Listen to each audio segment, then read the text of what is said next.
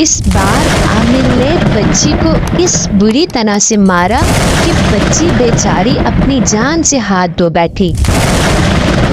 बच्ची की लाश देखकर माँ बाप के दिल पर बिजली गिरी, लेकिन अब क्या हो सकता था। आमिर ने तो पहले ही कह दिया था कि बच्ची की जान भी जा सकती है। हाँ, बहरहाल उस तरह उस आमिर ने इस बच्ची की जिन से जान छुड़ा दी।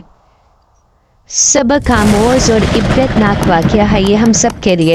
एक नौजवान लड़की को एक आमिर के पास लाया गया। उस आमिर के बारे में मशहूर था कि वो जिन निकाल देता है, और उस लड़की के बारे में सब घर वालों को यकीन था कि इस पर जिन्नात का साया है।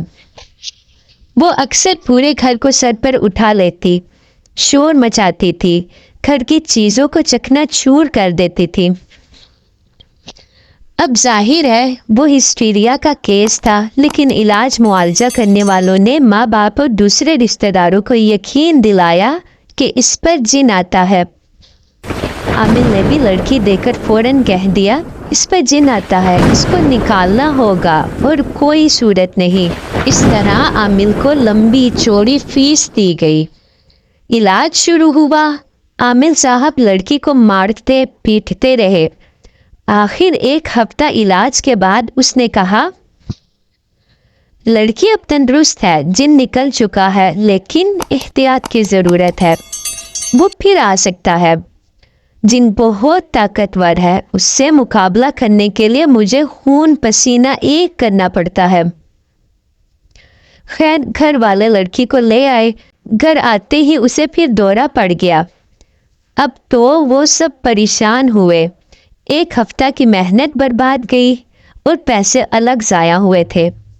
वो दूसरे दिन फिर उसी आमिर के पास ले गए।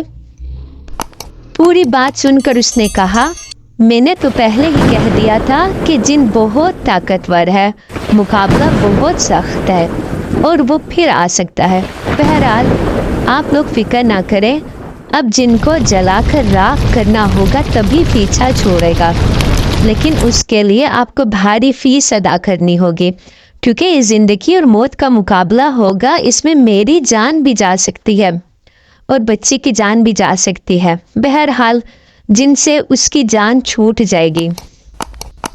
बच्ची के वालिदैन दौलतमंद थे। आमिर का हर मुतालबा पूरा किया गया। एक बार फिर इलाज शुरू हुआ। इस बार आमिर साहब ने बच्ची को इस बुरी तरह से मारा कि बच्ची बेचारी अपनी जान से हाथ धो बैठी। बच्ची की लाश देखकर माँ बाप के दिल पर बिजली गिरी, लेकिन अब क्या हो सकता था। आमिर साहब ने पहले ही कह दिया था कि बच्ची की भी जान जा सकती है। बहरहाल इस तरह इस आमिर ने बच्ची की जान से ज़रूर छुड़ा दी।